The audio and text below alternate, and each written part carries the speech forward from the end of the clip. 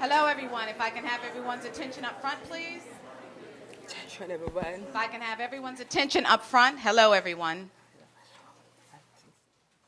I think it's time for us to get started with the program. We have very limited time. So I'll start with good afternoon, everyone, and welcome to the White House. Good afternoon to all who are tuned in via live stream on whitehouse.gov.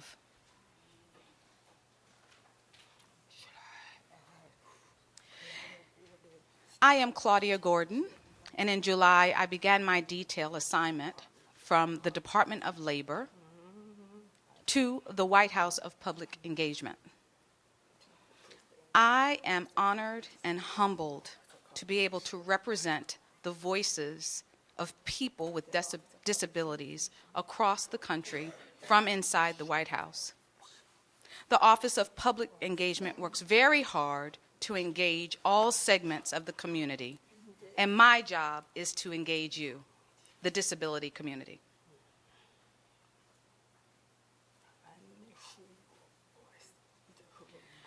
I make sure that your voices are heard. I am thrilled to work for a president who is extremely committed to helping us advance the issues and the priorities affecting our community. I am so very excited to have you all here as we celebrate the 50th anniversary of the Developmental Disabilities Assistance and Bill of Rights Act, the DD Act. The exact title of the original legislation was Mental Retardation, Facilities and Community Mental Health Centers Construction Act of 1963. Got it?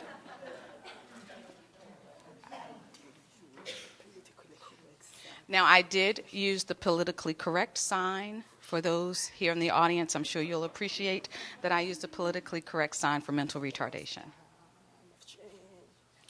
Of course, as times have changed, so has the name. So I'm excited that you're here to help us celebrate the 50th anniversary.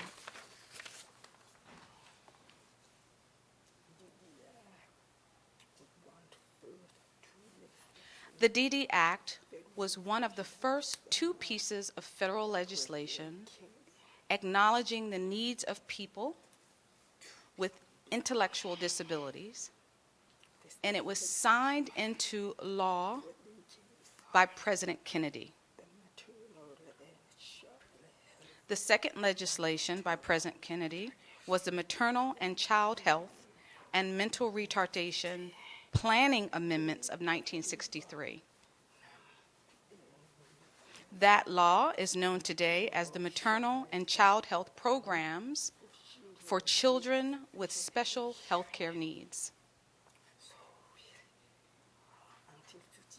So, until nearly 50 years ago, when President Kennedy called upon America to address the significant needs of people with intellectual and developmental disabilities and their desires to be a part of everyday life in America, there was little understanding about, let alone human and civil rights protections for our disability community or this population.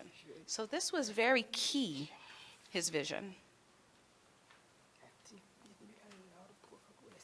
We have made tremendous progress over the past 50 years, and that progress is credited in a large part to your work, your commitment, and your passion.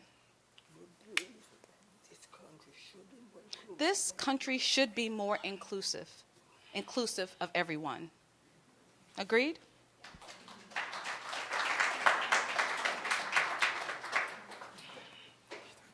You should. You deserve a pat yourselves on the back. The progress that we've made is because of you. And it's for this reason I see many familiar faces in the room. Many of you are mentors and leaders in the community that I have looked up to for years. Justin Dart, Andy and Parada. I mean, I could name so many here in the audience, so many in the room, that I know that you are committed. Your hearts are in the right place. You are ready to continue this struggle, the advancement of respect for those with disabilities. And I am proud to be a part of this. I'm humbled to work for a president who's very committed. He has demonstrated in a very tangible way all of his efforts.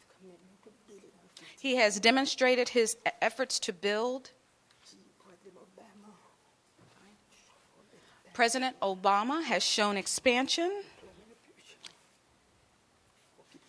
He has expanded educational and employment opportunities for people with disabilities, increased access to health care, and protected civil rights and access to community living.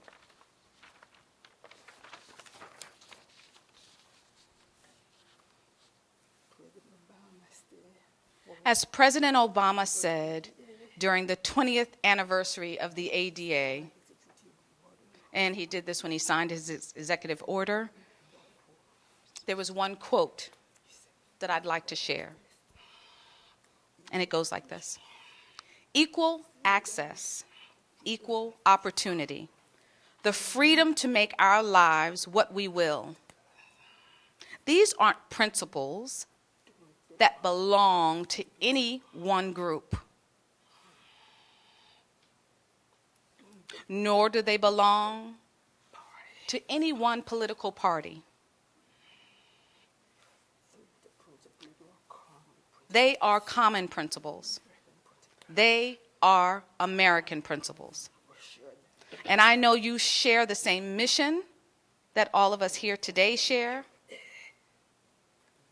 It is what drives the extraordinary, collaborative partnership that is the foundation of today's event. So I ask you all to please keep up the good work. We have a terrific program in store for you today, so thank you so much. And without further ado, I'm glad to have my boss, Paulette, here with us. She'll be joining us soon. Paulette has been great to work with since I've been here at the OPE, the Office of Public Engagement. Paulette Aniskoff is the Deputy Assistant to the President and Director of the Office of Public Engagement. And it's a great team to be a part of. Prior to joining the OPE, she served as Director of Individual and Community Preparedness at the Federal Emergency Management Agency, or FEMA.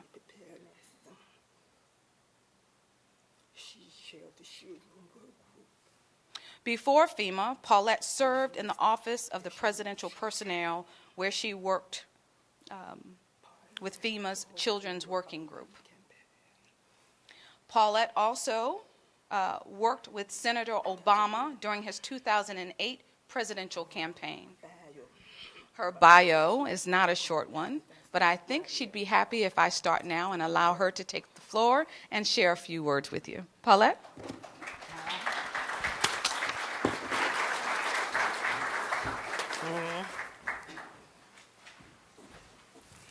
Thank you, Claudia. Welcome, everyone, and thank you for coming to partner with us on the critical issues that are going to get covered today. Education, employment services. We need to make sure that we continue all of our work and are bringing you here to make sure that we get a chance to hear you today. On behalf of President Obama, I want to thank you for everything that all of you do for the disability community.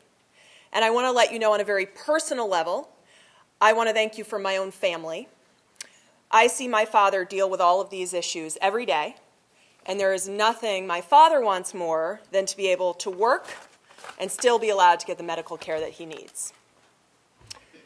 Here at the Office of Public Engagement, we strive to do a few things.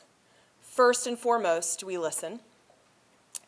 We also want to help strengthen coalitions because we can all get so much more work done when we partner together. There are also so many issues that matter to the people that live far outside of Washington, D.C., and we want to make sure that we're helping to move those into the forefront and start the conversation. 50 years ago, President Kennedy showed his commitment when he signed the first two pieces of legislation acknowledging the needs of people with intellectual and developmental disabilities. Since then, the Developmental Disabilities Network has done invaluable work in promoting community integration and opportunities for Americans with intellectual and developmental disabilities to make sure that they can live self-determined lives. Our administration priorities, and I would call a few out in particular, the implementation of the Affordable Care Act, the enforcement of the Olmstead decision, and improving employment outcomes for people with disabilities are just a few of the examples that make us proud to work for this president, but show that we can listen and align with our partners in this community, and we will continue to count on you for your teamwork in moving these issues ahead further. We very much hope you're going to continue to stay engaged with us. Today is a great space in order to do that, and we greatly value the input that you'll be able to give us today and in the future. We do our best work when we have you at the table. And in order to hear more from you today, I don't want to cut into your time. So in closing, I just want to say happy anniversary. We have come a very long way in 50 years, and we want to go a lot further. So thank you so much for being here today.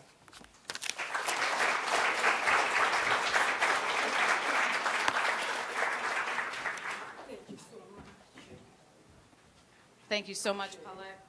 Thank you. Now, welcome. Next to the stage, we'll have a welcome from Mr. Jeff Rosen. Many of you are well familiar with Jeff and his work in the community. Like me, Jeff Rosen is a third-generation deaf person who is very active in the disability movement. I mean, I think since he was this high, I believe, he's been doing this work. Currently, Mr. Rosen is the General Counsel to ZVRS.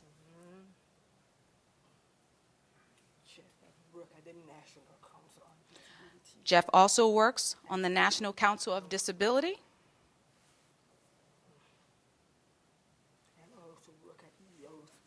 He also worked at EEOC, and I really could go on. Most important, he is the chairman for NCD.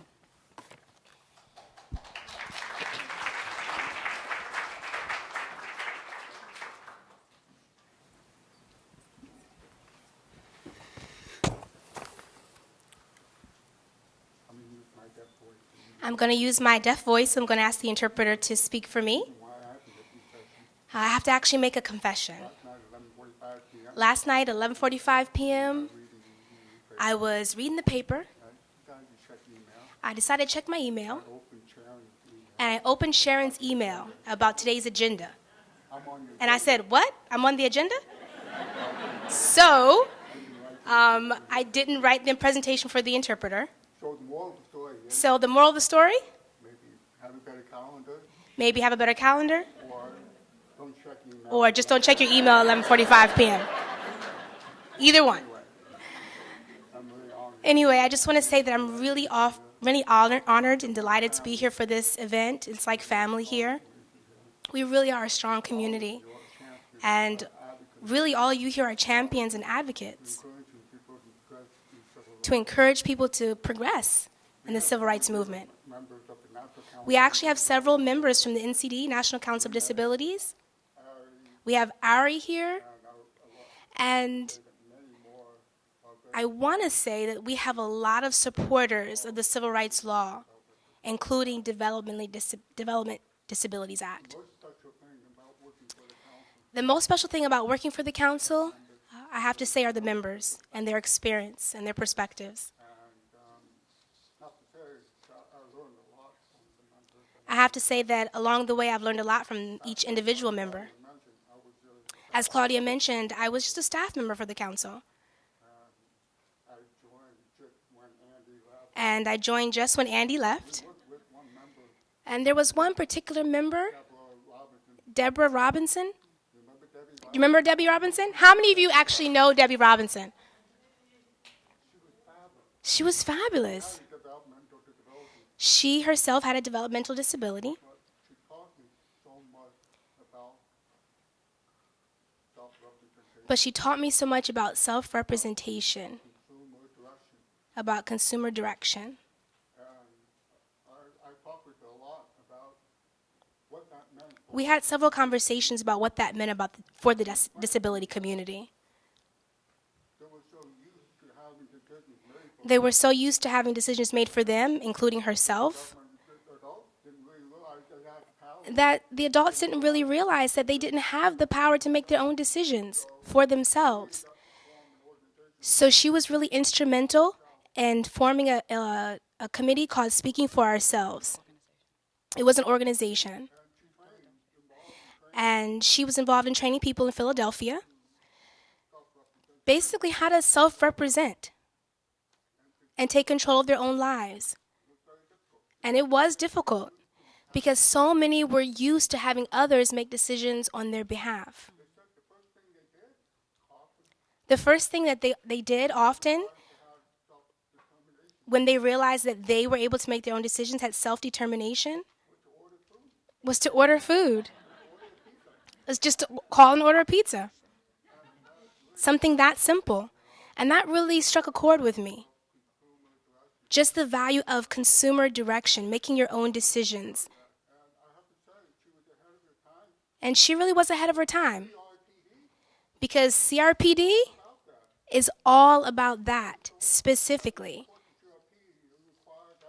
And that ratification was exactly what this was about. That's why it's so important that we support it.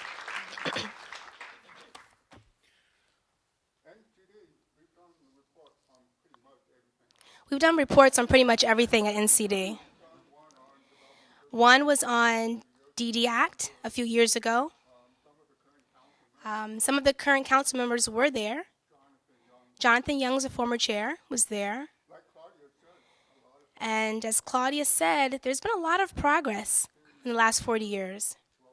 We've seen some tremendous growth. But obviously, there's still more work that needs to be done. The basic findings is that We've had some basic findings from those reports, from a medical model, and we've seen the evolution from the medical model social policy, to more of a social policy approach. however, they still experience considerable barriers. But we are still concerned about some of the barriers that we see. There's a lot of ADA values there, integration being one of them, Self-sufficiency economic self-sufficiency, full participation, and independence. and independence being really important. One thing we noted from NCD was that One thing we noted from NCD is that we saw a lot of transfers. funding for What was happening was that the funding for developmental disabilities was being transferred to Medicaid. that caused a paradigm shift from state, And that was a huge paradigm shift from the states. that caused some challenges. And that led to some challenges. Policy-wise, it's fragmented. Policy-wise, it's just disfragmented. Any strong, unified We don't see a strong, unified, natural approach to developmental disabilities. We did recommend reorganization We did recommend a reorganization of the Developmental Disabilities Administration, fantastic job. and we're seeing that being put into play, and there's been a fantastic job taking place with ACL, and I want to thank John Lewis for his leadership with that. Sharon Lewis, excuse me, for her leadership with that. So thank you so much. And Aaron did a great job too, helping to take the lead and shaping our approach. But we still have a few specific challenges that we noticed. And then So we do have some specific challenges still with NCD. You all know them, but we need to. We all know them, recognize, never recognize but we still need to keep in recognition of those problems. Like I said earlier, the system is so fragmented. Like I mentioned earlier, the system is still fragmented, and it's extremely complex, and it's difficult to navigate. Second, the services dramatically vary by state. Second, the services dramatically vary by state. We should not experience a different standard. There shouldn't be a different standard based on where you live in the U.S. Third, waiting list. Third, waiting lists. Strict access. Those waiting lists restrict access to services. And we all know that. We've all been in recognition of that fact. Fourth, The attitude and critically, is the attitude of the public. to oppress. That attitude that continues to oppress. It's changing, but we still need to move forward. Our recommendations, we always have a lot to And we always have a lot to say about our recommendations, so I'm not going to be extensive about it. But I'm just going to give you a general overview. Funding. This is really a concern. This is truly a concern in our environment. A lot of discussions now about reducing funding, There's a lot of discussions now across the board about reducing funding. figuring about that. So we have to figure out where we stand there. Policy making. Policymaking is second on the list. Again, wonderful work by certain agencies. Certain agencies have been doing some wonderful work, but it's still not enough across agency collaboration and work on this particular issue. That for a lot of issues. But We can say that for a lot of issues, but this is certainly true in regards to developmental disabilities. third, Thirdly, support programs and initiatives we strongly support programs and initiatives that allow for self-advocacy. We want more Debbie Robinsons to come out from the community, help lead our country. but they need resources. But they need resources. That organization, speaking for ourselves, Speaking for Ourselves, the organization that I mentioned at the outset, is a wonderful organization. It trains individuals. But where's the funding? So they had to actually stop that training. We have to help fund those kinds of organizations, and that's our commitment. I want to thank you for your time, and I know we have a great program today.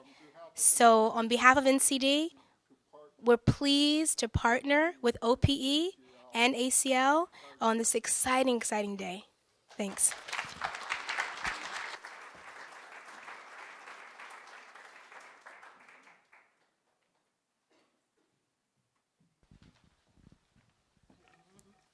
Okay, we gotta move on. We're going to keep moving on with the program. Thank you so much, Jeff.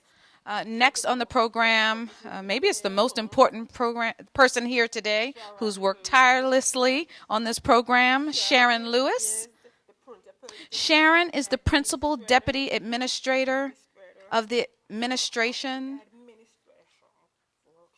for Community Living. In addition to that, she's the HHS Secretary, and she's the Senior Advisor to Sibelius on disability policy. an advisor on disability policy. And so I could not pick a better person for this job. I'm starting to feel like she's my work wife. We talk on the phone almost daily. I mean, so many of the issues that she handles are very critical. The timing is critical and relevant to everything that I do here at the White House. Funny, there are times when I want to email Sharon at 4 o'clock in the morning because I'm working at that time, and she responds immediately. And she says, you need to get more sleep. But at the same time, I'm like, but you get zero sleep. Because if you were sleeping, you wouldn't have had a chance to read my email. So her work ethic is amazing. So I commend her for her leadership, her passion, and her commitment for everything that she does for our community on a daily basis. I'm proud to call her a colleague and a friend. Sharon?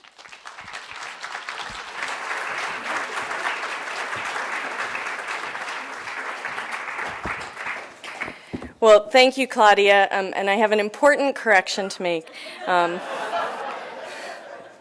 I got promoted, but not quite that high. But more importantly, I am absolutely not the most important person in this room by any stretch of the imagination. And I think it's really critical to think about why we're here, and that's actually what I'm interested in talking about today. We've seen a lot of change in 50 years. In 1963, in February of 1963, President Kennedy sent a special message to Congress in which he talked about the needs of people with, at the time, the language we used, mental illness and mental retardation. And I quote, he acknowledged the need to move from the reliance on the cold mercy of custodial isolation will be supplanted by the open warmth of community concern and capability. And not my words. And so we're here today to honor that legacy. And as Claudia mentioned, the last piece of legislation that the president signed into law, and the first piece of legislation that acknowledged the importance of community over institutions. This law predates much of the contemporary federal disability policy in the country, but the DDAC continues to embody some of the most important and forward-thinking ideas. As we'll hear from a broad range of speakers today, the world looked pretty different in 1963.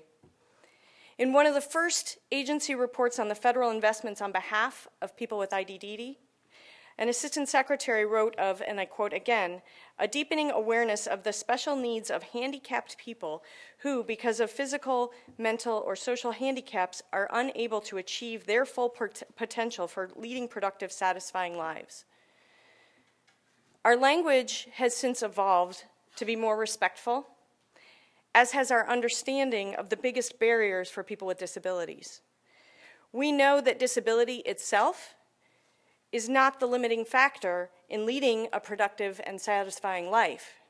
The challenges are cultural, attitudinal, and environmental in nature. The DDAC tells us that disability is a natural part of the human experience, yet we still have far too many individuals with IDD who do not have the same opportunities as their brothers and their sisters, their friends and their allies. Ironically, as I was looking at these old reports from the mid-1960s, all of them start with this great faceplate, right, an old typewriter before the computers, that quote from Title VI of the Civil Rights Act and talk about how federal grant activities on behalf of people with disabilities cannot discriminate against people based on race, color, or national origin. Now, it's an interesting juxtaposition 50 years later, now that we have the Rehabilitation Act and the Americans with Disabilities Act. But even with those protections, are they the same? People with intellectual and developmental disabilities are the one part of our society, and I would say people with mental illness, that we continue to condone the segregation for. Some educators still advocate for separate classes and separate schools, justifying the segregation in the name of specialized services. Providers struggle with supporting people in their own homes, and congregate care still dominates our residential service system. Families grapple with the challenges of being supported in ways that facilitate a good life for themselves and their family member. And people with IDD have trouble finding employers who will give them a fair shot and finding ways to be able to make contributions during a meaningful day without being parked in a sheltered workshop or adult daycare. All of those systems were developed with the best intentions. In 1963, this is what we thought we could do. But we know better now. We have no excuses. In large part, we know better now because of the DDAC and because of the entities that the DDAC supports, the university centers, the Developmental Disabilities Councils, and the protection and advocacy agencies, as well as the work of families, advocates, and other allies. And because we know that we can achieve the goals of self-determination, independence, productivity, and integration and inclusion in community life, that these are not aspirational ideals, we need to find ways to continue to innovate and evolve our thinking, our systems, and our communities. The good news in all of this is that we have a whole generation of youth and young adults who've grown up under our civil rights laws, and they expect something completely different. They tell us, sometimes with their voices, sometimes with their signs, sometimes through technology, and sometimes through their behavior, that they're not interested in our old ways. They don't want to attend school for 22 years to graduate to a day program or their parents' couch. They want to complete secondary school with a meaningful credential. Some of them would like to go to college. They'd like to work in competitive and integrated employment or spend their time contributing in other ways. They want to volunteer with friends, live as independently as possible in real and diverse neighborhoods, and fall in love and create their own families. One of the most important shifts that's taken place since 1963 is our understanding that not only do we need to honor the preferences of people with intellectual and developmental disabilities, but as Jeff mentioned, we need to support them to be the leaders and the voices of our movement, even when it's the most difficult. Far too frequently, the well-intentioned perspectives of others, professionals, providers, and sometimes even family members, dominate. We do not provide adequately for supported decision-making and self-determination among individuals who have the most substantial intellectual, communication, and behavioral challenges. We need to stop, and we need to listen in all the ways that we can hear, as they have much to tell us. So among the many things that you're going to hear today, I believe that one of the most important challenges for the DD network over the next 50 years is this. How do we continue to utilize this important statute and all that it brings with it, its many strengths, to ensure that the people at the heart of it, people with developmental disabilities, are the most important voice in our dialogue? 50 years from now, as the next generation celebrates the centennial of the first iteration of the DD Act, I hope that we are no longer having this conversation about inclusion and integration as goals, and that lack of equal opportunity is no longer part of our conversation. Because by 2063, I hope that we will have achieved the vision and all people with IDDD will be welcomed, contributing, fully participating, integrated, and beloved members of our community. Thank you.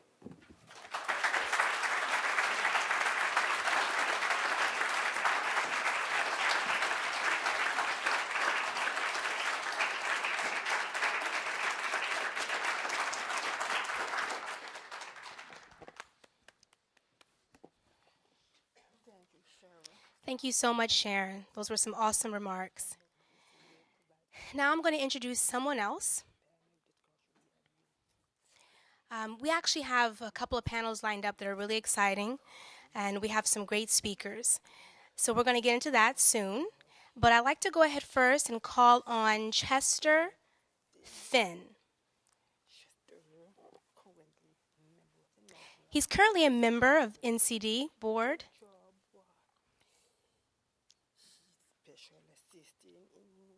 He's a special assistant in New York State Office of People with Developmental Disabilities, and he's held that position since 1997. Again, his resume is extensive, but with the time allotted, I'm going to go ahead and just ask Chester to go ahead and join us on the stage.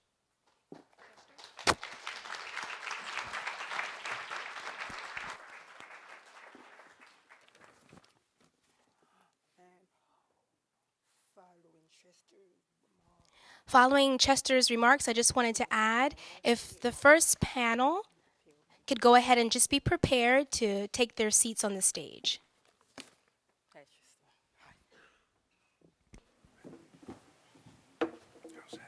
Yes. Okay. Hello. And good evening.